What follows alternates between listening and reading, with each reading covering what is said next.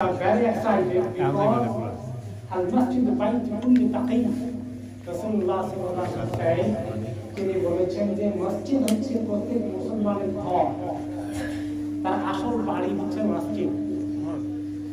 যে বাড়ি তার সঙ্গে আল্লাহকে তাকে কানেক্ট করে ফেলবে এবং জান্নাতের রাস্তা খুলে দেবে, সেই বাড়িটা তো অনেক বড় বাড়ি। বাইত কুল্লি তাকি, কার বাড়ি? যে মুত্তাকি হতে চায়। মুত্তাকি হতে হলে মসজিদকে নিজের বাড়ির মতো মনে করতে হবে। বাড়ির মতো মনে করে ঘুমানো যাবে নাকি এখানে? নিজের বাড়িকে গড়ার জন্য, সুন্দর করার জন্য, ইনভেস্ট করার জন্য চেষ্টা করি। এই মসজিদকে সুন্দরভাবে এভাবে গড়ে তুলতে হবে।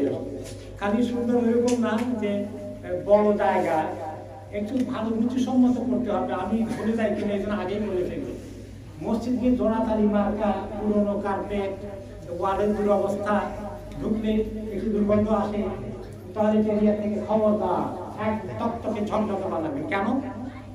সেটা হচ্ছে যে আমাদের ছেলে মেয়েরা, ইয়াঙ্গার জেনারেশন, তারা যখন স্কুলে যায়, কলেজে, ইউনিভার্সিটি, সব জায়গায় পরিষ্কার পরিচ্ছন্নতা, গুড স্ট্যান্ডার্ড। আমরা অনেক পয়সা খরচ করতে পারবো না, কিন্তু পরিষ্কার পরিচ্ছন্নতার ব্যাপারে কোনো কম্প্রোমাইজ করা যাবে না। কোনো মসজিদে দেখি কার্পেট এত পুরনো, দুর্গন্ধ আসে, উজুখানে ঢোকা যায় না, একের সাথে ভাব। খবরদার, আমি যেখানে যাই মসজিদ সম্বন্ধে এটা বলি যে না, আমাদের ইয়াংদেরকে মসজিদের দিকে আকর্ষণীয় করার জন্য খুব সুন্দর করে রাখতে হবে। এর জন্য পয়সা কম দিতে হবে না, বেশি দেওয়া হবে। আর মসজিদকে কত সুন্দর করে তৈরি করবে, আল্লাহ তাআলা জান্নাতের কত হাই কোয়ালিটি দেবেন ইনশাআল্লাহ। মান বানা লিল্লাহি মাসজিদান বানাল্লাহু লাহু বাইতান ফিল জান্নাহ।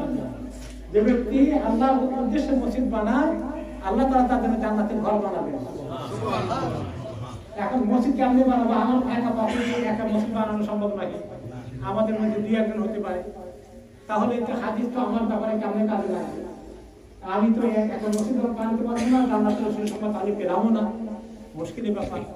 কিন্তু এই হাদিসের আরেকটি ভাষ্য এসেছে, কাবা আছে কাবাতিন। আরেকটি হাদিসে এসেছে, কোন একটা পাখির বাসার মতো সাইজের মধ্যে মসজিদ বানায়, তাহলে তো আল্লাহ জান্নাতে ঘর বানাবে। এখন কথা হচ্ছে কাবা আছে কাবাতিন, পাখির বাসা বলার মসজিদে এত যে পাখির বাসা সাইজ করবে, এই এত চলবে, এত ছোট মসজিদ কেমনে বানাবে? এখানে নামাজ পড়বে কেন? প্রশ্ন আসে না? এখন বলা হলো অর্থাৎ সে আল্লাহ তাআলার মসজিদের জন্য এতটুকু দিল, যতটুকু দিয়ে এতটুকু খরচ করে। কথা বলতে পারছেন? যেমন একটা মুসল্লা সাইজের গোটা মসজিদের বাজেট কত বলেছেন? 2.5 মিলিয়ন। কয়টা মুসল্লা হবে বলতে পারেন? 3000 মুসল্লা ধরে দিলাম, আসলে কম হইতে পারে। Thank you. 3000 মুসল্লা হয়ে গেলে তবে একটা মুসল্লার খরচ এখন কত পড়তেছে? ওই 2500 2.5 মিলিয়নের হিসাব করলে পাওয়া যাবে, তাই না? একটা মুসল্লা হয়, একটা মুসল্লা যদি 2 ভাগ করেন 750 হয়। তো এই একটা মুসল্লা সাইজে হতে পারে। আর কাঁথা পাখিটা একটু বড় সাইজের পাখি, এখন ছোট পাখি, তো সেই হিসাবে আপনি চিন্তা করেন যে এরকম একটা মুসল্লা সাইজ দিয়ে দিল, ওই হাদিসের আপনি আমাকে একটা বড় মসজিদ না বানিয়ে সেখানে কন্ট্রিবিউশন করার পরটাও আমরা পাওয়া যায়। আলহামদুলিল্লাহ। এখন আমরা আসি, দেখেন আল্লাহ রাব্বুল আলামিন এই পৃথিবীতে আমাদেরকে পাঠালেন, তখন আসছে কত অবুঝ, কিছুই বুঝে নাই দিনে। আস্তে আস্তে বুঝ হলো, জ্ঞান হলো, অনেক কিছু বুঝলাম, বয়স হলো, অনেক কিছু হলো। দুনিয়ার মামলা আমাদের হাতে কামাই করা আমরা তৌফিক দিয়েছেন, টাকা পয়সার রোজগার, ঘর সংসার, স্বামী দাম্পত্য জীবন, ছেলে মেয়ে, নাতি নাতি, এগুলো দেখারও অনেকে তৌফিক দিয়েছেন। এই সব কিছুই এখানে একটু পরে কখনো বা যে কোনো সময় এটা শেষ হয়ে যাবে। শেষ হয়ে যাওয়ার পরেও এখন আরেকটি নতুন জিন্দেগিতে আমরা প্রবেশ করি।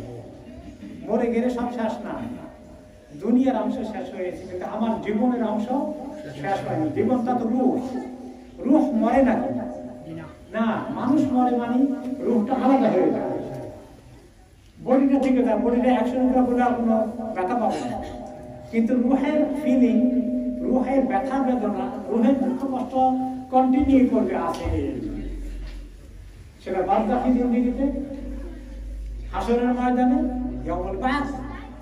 তারপরে জান্নাতের জিন্দেগিতে আল্লাহ মাফ করুন, তার অপোজিট যদি হয় জাহান্নামের জিন্দেগি, সেখানে ওই একটা দারুণ রিয়েলিটি আমাদের সামনে আসবে।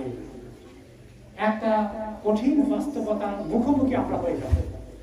আমরা কেউ চাইলে কি তা থেকে পালাতে পারবো যে আমি মরতে চাই না, মরে গেলেও হিন্দুদের মতো আমার বডিতে দাঁড়াই দাও, তাতে আমার কোনো হিসাব থেকে দেওয়া না লাগে, এটা বললে হবে? আমাকে যেতেই হবে আল্লাহকে হাজিরে দেওয়াই না।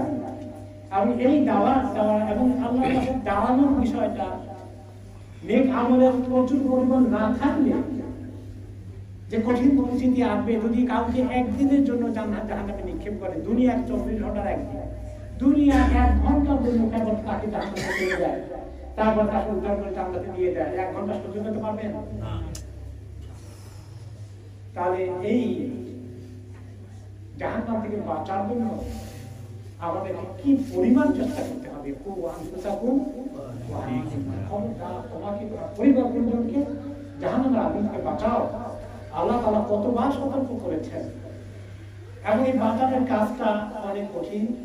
আর এই পৃথিবীতে আল্লাহ তাআলা অনেক আকর্ষণ দিয়ে তৈরি করেছে, অনেক মজা দিয়ে তৈরি করেছে, নগদ মজা। এই নগদ মজা আমাদেরকে ডেকে কি বলে জানেন? নগদ যা পাও হাত পেতে নাও, বাকি টাকা শূন্যে রাখো। যেটা নগদ ওটার মধ্যে বেশি করে ঢুকো, ওটার মধ্যে ডুবে থাকো, বাকিটা আরে দেখা যাবে আল্লাহ পাশে। নগদের কম্প্রোমাইজ করা যাবে না। এটা হলো আমাদেরকে ওয়াসওয়াসা দুনিয়া ডাকে, দুনিয়ার মধ্যে আল্লাহ তাআলা এই আকর্ষণ দিয়ে সৃষ্টি করেছে।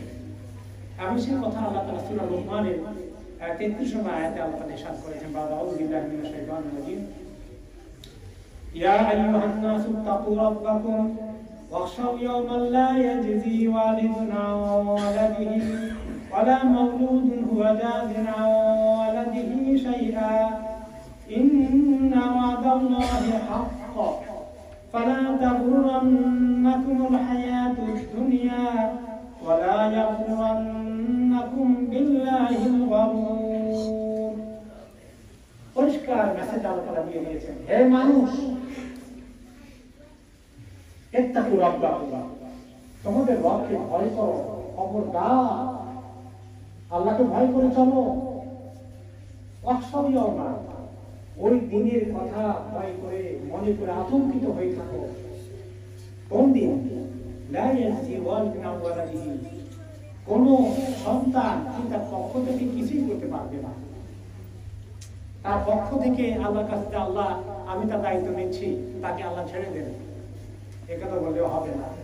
ওয়ালা মাওলুদুন হুয়া জাযিন আন ওয়ালাদিহি শাইআ, অথবা কোন সন্তান যদি বলে যে পিতার দায়িত্ব আমাকে দেন, আমি তার পক্ষ থেকে শাস্তি পাওয়া নিয়ে আমার আমাকে ছেড়ে দেন, তাও হবে না। ইন্না ওয়াদাল্লাহি হাক, আল্লাহর এই ওয়াদা হক, তোমাদের আল্লাহর সঙ্গে দেখা হবেই হবে।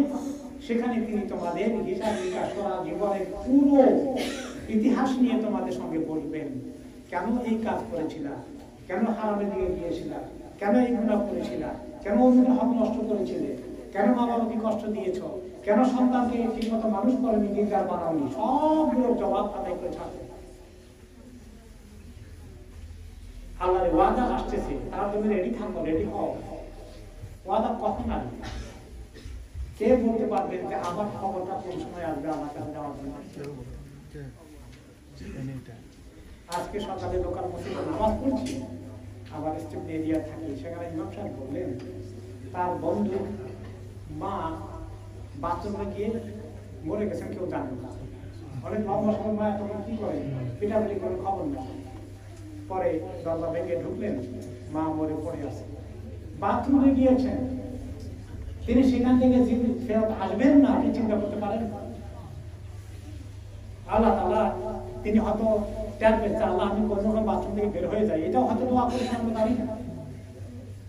কিন্তু আল্লাহ তাআলা যে বলে দিয়েছেন সবাই লেখা হয়ে গেছে, একটু আগেও আসবে না, পরেও আসবে না, কোনো রকমেই পালাবে না। তখন ওনার কি কষ্ট গিয়েছে, আমি সে কথাটা চিন্তা করি, আমার নিজের অনেক এফেক্ট করেছে খবরটা। আহারের বাথরুমের মধ্যে অসহায় অবস্থা, ছেলে মেয়ে একটু পানি দেরে বাবা, মৃত্যুর সময় একটু পানি, মুখে দিলে খুব কষ্ট, তৃষ্ণা, জান ফেটে যায়, ওই সময় একটু পানি মুখে দেওয়া দরকার, সেটাও সুযোগ ছেলে মেয়ে। তাদের কত কষ্ট হয়েছে নিজের মাকে এভাবে পাওয়া, মায়ের কাছে কেমন লেগেছে সবার দিকে যায়। এই সময়কে আল্লাহ তাআলা বলেছেন ইন্না ওয়াদাল্লাহি হাক, খবরদার আল্লাহর সঙ্গে দেখা করার জন্য তোমাকে এখন যেতে হবে, তোমাকে এই দুনিয়া ছাড়তে হবে। এইভাবে আল্লাহ ওয়াদাগুলো আছে, স্টেজগুলো আছে, সেগুলো তোমাকে অতিক্রম করতেই হবে।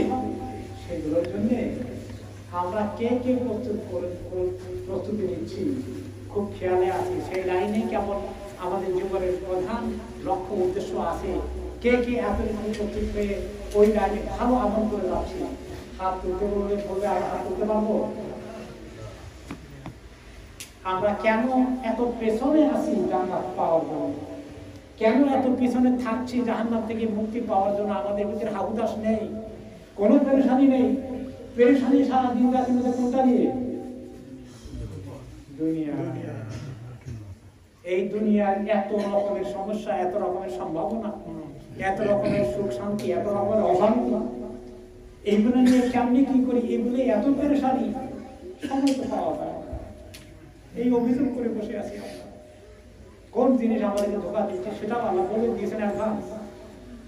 যে জিনিস ধোকা দেয় এটার এক কথা কি বলা যায়? দুনিয়া। ফালা তাগুররান্নাকুম হায়াতুদ দুনিয়া, তোমাদেরকে দুনিয়ার জিন্দেগির এই ব্যস্ততা, এত আকর্ষণ